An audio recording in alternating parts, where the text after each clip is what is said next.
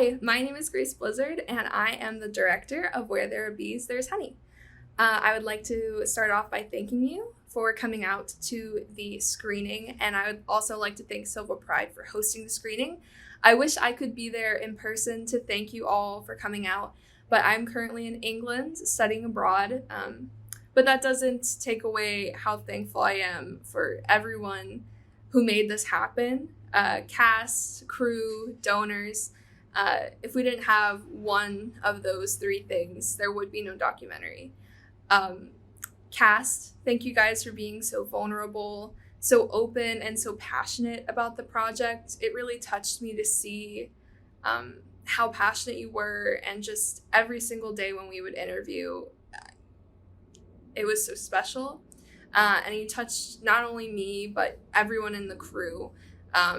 Everyone, and that's why I'm so excited for everyone to watch this, so they can have those stories as well. Crew, whoa, thank you guys. A lot of you guys were my rock. Most of the people on the crew were my friends. Thank you guys. Thank you. Each and every one of you are so amazing. Putting up with me, thank you. I would especially like to thank Cole Fillingame, who's one of the DPs on the project, for believing in the project before even I did, and telling me, if not now, then when. And those words still stick with me to this day. Lastly, donors. If you contributed any amount of money to this project or shared a post about it, from the bottom of my heart, thank you so much. I know times can be tough monetarily right now, especially. So any amount of money that you donated, thank you. We couldn't have done it without you. In even, like I said, a share of a post, that was so helpful, and you don't even know how helpful that was. So thank you. I love Silva. I love the Silva community. I always have since I moved here. Everyone is just so close-knit and kind and loving, and that's what I love about this community. Highlighting some of the Silva community members in this documentary was really important to me, and I really wanted to share their individual stories. And through that, I really did learn a lot about myself. So when you watch, I hope you also learn something about yourself, and contribute that back into our community. How can we make this a better space for the LGBT community? Make it a more kind, more loving, just peaceful place for everyone. I think that's really important, and is really what the documentary boils down to. It's really crazy that this is the second annual Silva Pride, and I am just so happy. So once again, thank you for coming to the screening. I appreciate you. You are loved. With that being said, I hope you enjoy Where There Are Bees, There Is Honey.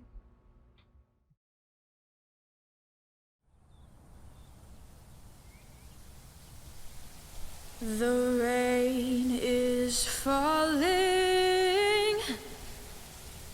Time keeps running, but life still feels undone. Hold for focus. Focus is sad. Like bees to the honey. I know. It is okay. You know what they say? Where there's bees. Thank you. Okay. Asheville has always been sort of a hub of culture, but it's been a hub for queer folks as well too there. And it's a bigger city, right, than Silva. Silva's a small town. That's why I love it. So, but we see sort of a surge of activism, and this kind of came around during the pandemic. I feel like it was sort of bubbling, but the pandemic and the Black Lives Matter movement sort of exploded all of this activism, I feel like, in the region.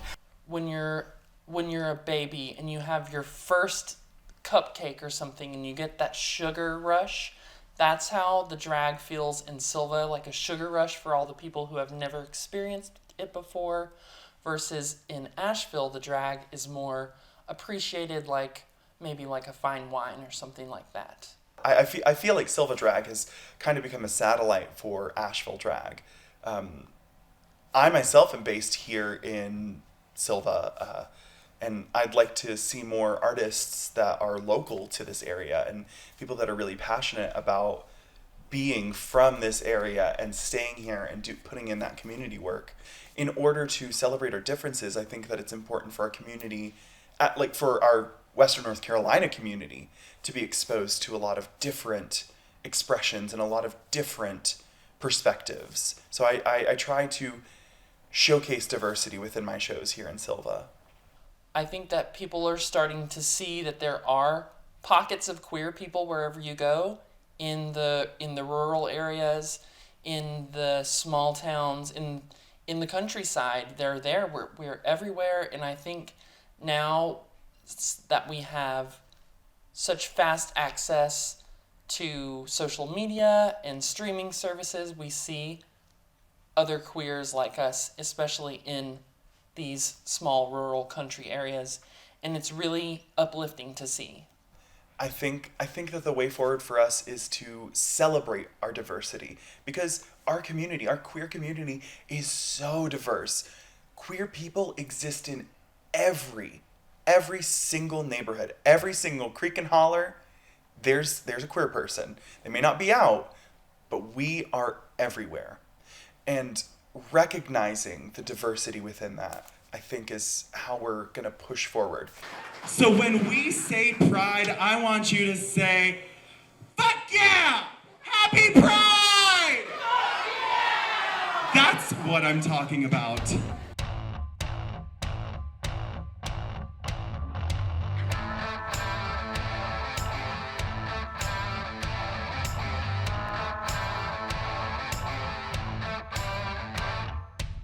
Sometimes I just wanna get away, step out of myself and forget the bad days. Sometimes I just wanna escape, wash away the mess in my brain. My first performance in drag was a pretty crazy one. I was very young. I only knew about drag from what I saw on TV and heard about. And I eventually went out to a bar and met a drag queen and asked her to be in her show, even though I barely knew how to be in drag and paint my face and stuff, and she obliged. And ever since that moment, I knew I wanted to pursue it. Drag is an art, and I mean, you may see me right here and think it looks easy peasy, but honey, there's art all over this. Not only in doing my face, not only in styling my wigs, but also in my clothes. I probably sew about 90% of my costumes, and it's one of my favorite parts of drag. With LGBT becoming more accepted all over the world and being more in the mainstream media, I believe that little country towns and just country, the word country as a whole, is changing its meaning because people are waking up and realizing that it's not what they thought, and the stereotypes aren't true. And I think overall, like, places are realizing that people want to see this stuff and they want to come out and they want to have fun, and that there's no avoiding it at this point. I think it's critically important to show folks, younger folks especially, that that's a safe space here. And this can often be like this. It's sort of hyperbole to say that's life and death, but truly, like, some of these folks are struggling, and they need to know that there's other queer folks here that are accepting and that they can talk to as well too. So inclusivity and visibility is incredibly important, I think, across the board in our community, but also in schools as well too. Even still in the modern day, parents still turn away their kids for being queer or anything else. So in drag, we have something called drag families, which essentially is like a real family. My drag mother is Priscilla Chambers here in Asheville. She was on season 3 of Dragula. She was the queen I met at the bar who let me perform in her show. And after getting to know her, she asked me to be her daughter. And I said absolutely, because she knew what she was doing, and at the time I needed a lot of help. I myself am a drag mother. That means I am a mentor to, so far, currently 2 other growing drag performers. I have my drag daughter, Miss Bailey Catch, and another drag child called Psychedelic. If they have any questions or if they want to perform, I can give them the resources that they need.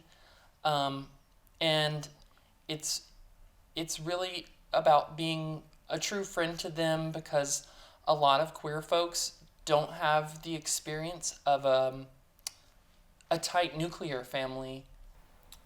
In order to be a drag queen, you not only have to look the part, you not only have to know how to apply makeup, you not only have to know how to cinch your waist, put on a wig, take care of your lashes, but you also have to understand what professionalism within a show means. I think that drag family is a really awesome way to sort of show you the ropes and to show you, what are the expectations for a performer. Those expectations of being that pillar in the community that drag queens are often found at.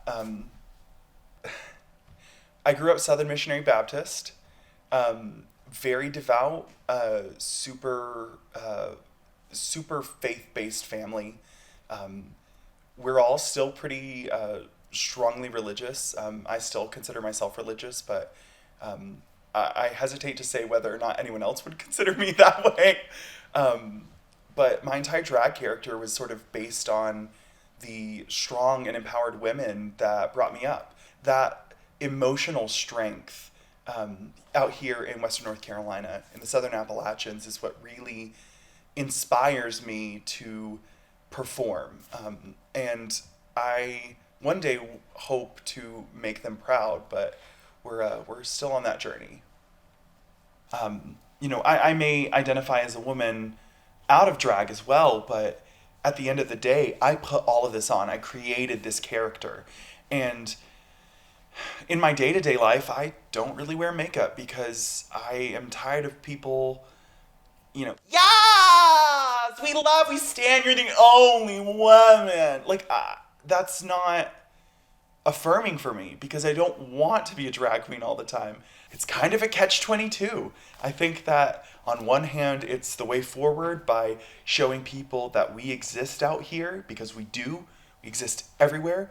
But at the same time, the more you're out there, the harder it can become. And she's the honky tonk to everybody's badonkadonk. Make some noise for your host, Beulah Land!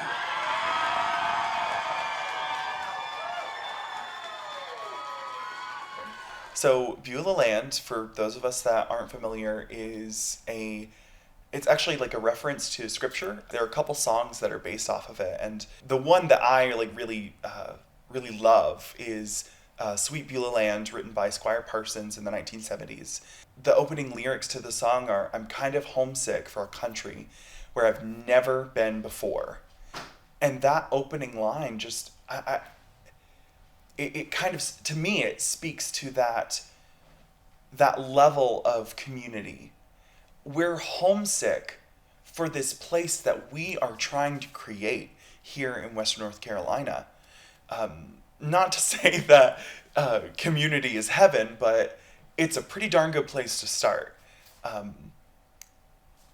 For me, Beulah is the Southern woman that I never got to be growing up.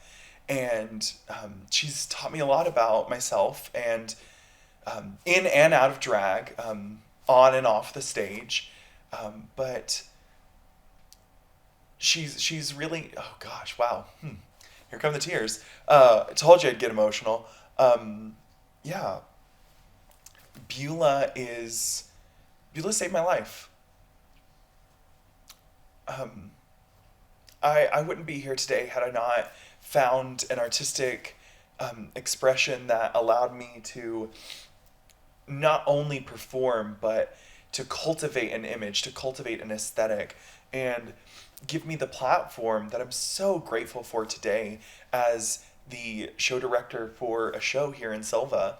I'm extremely grateful to everyone who's helped me along the way.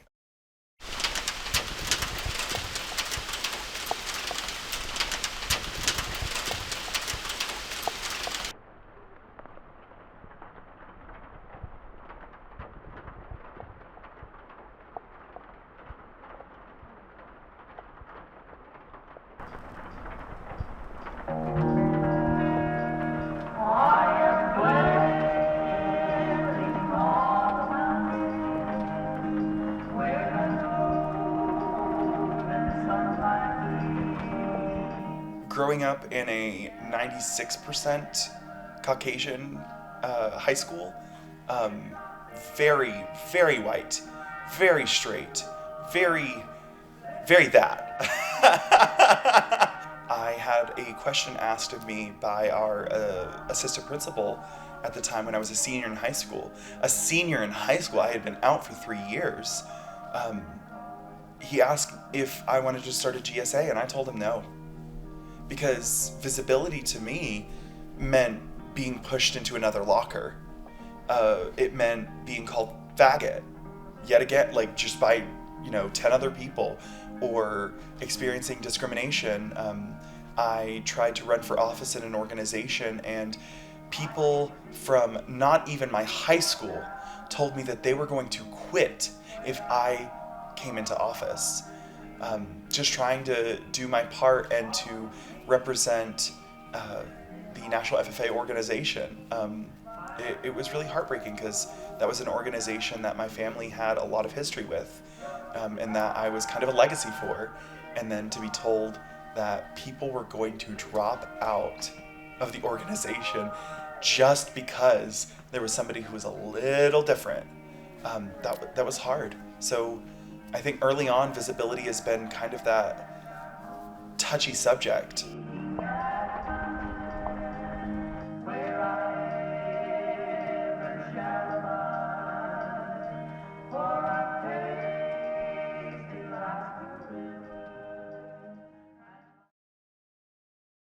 Visibility for me means that people who are like me, who are growing up queer, and they might feel lonely or lost, being a visibly queer, trans, drag performer, to me, means that I'm holding a light for those people that may not see it otherwise, unless they come to Western or unless they see it on TV or something like that. I think what visibility means to me is guiding the way. Visibility to me is a combination of not only being seen, but also being listened to and being respected. You have to have all three of those things. And right now, there's visibility everywhere.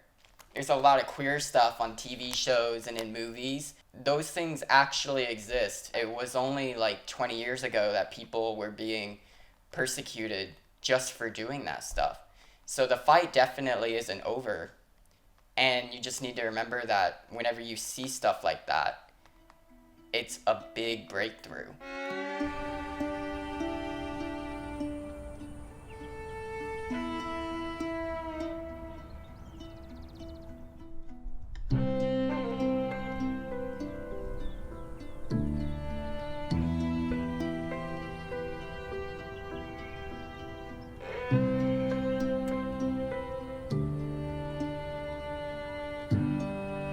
Today, I raise wild native bees. These are mason bees, leafcutter bees, and they're solitary bees. So what they'll do is the females will emerge out of their cocoons. They'll lay an egg in a reed or a suitable site. They'll work really hard to feed the egg, and then they'll cap the cell in that little reed.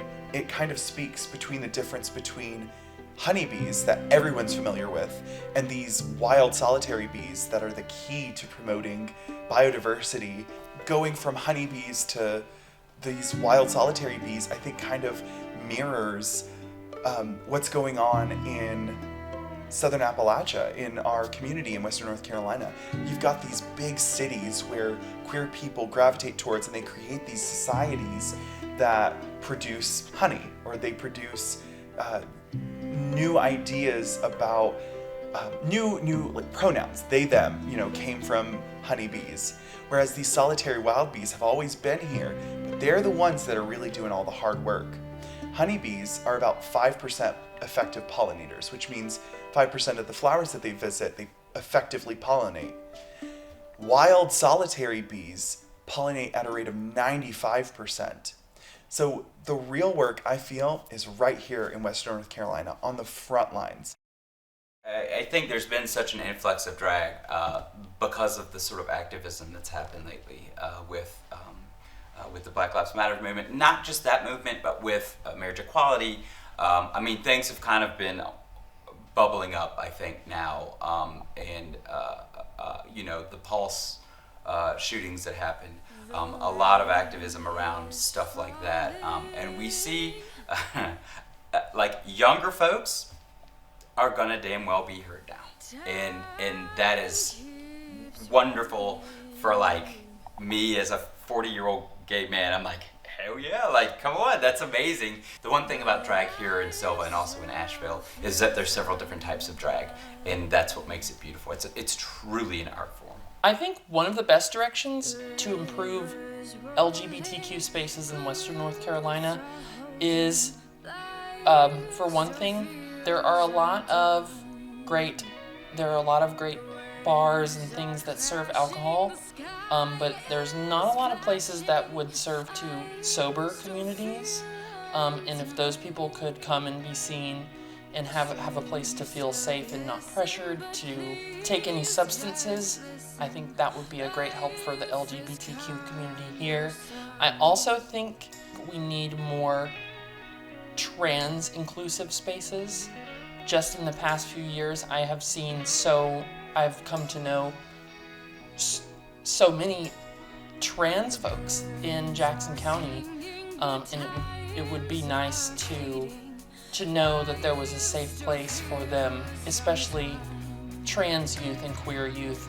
Although not a lot of people who come out to drag shows treat it as a freak show and are just doing it as like a shocking event, the couple that do, I think they need to remember that this is a culture and that drag culture has been around decades, and we have traditions and important events that we care about, and drag is one of them. It's a big deal in the drag community, and we had to fight for years to get to this point of even seeing a drag queen on a TV show. We've got a lot of challenges. Climate change, voter suppression. There's a lot of challenges that we face, and some unique challenges to Southern Appalachia.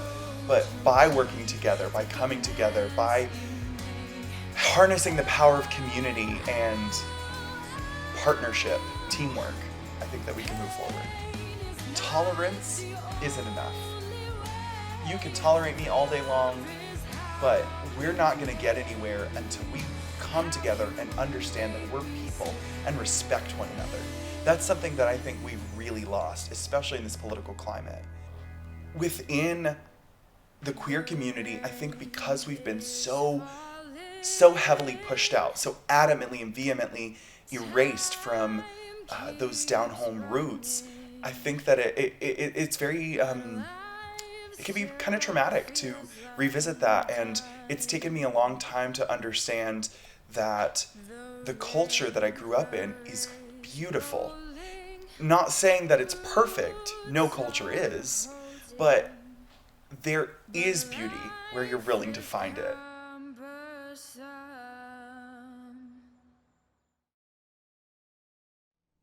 Once there was a burglar boy who went to rob a house. He crept right in, and under that bed he lay as still as a mouse. Just about 12 o'clock, in came the old maid, Thinking everything was all right, she didn't look under the bed. Well, first came her teeth and her big glass eye and the hair from the top of her head. The burglar boy pitched 15 fits as he leapt from under the bed. I'm not scared nor excited, I'm just as cool as a mouse. At last my prayers were answered, at last I found me a man. She pulled a big revolver from under her arm and said, consent to marry me, young man, or I'll blow off the top of your head. The burglar boy looked all parts of the room and he seen no place to scoot. He looked at her hair and her eyes and her teeth and he said, for the Lord's sake, shoot. I love it. I love it. Burglar boy. Burglar boy forever. My favorite. But make some noise once again for Beulah Land.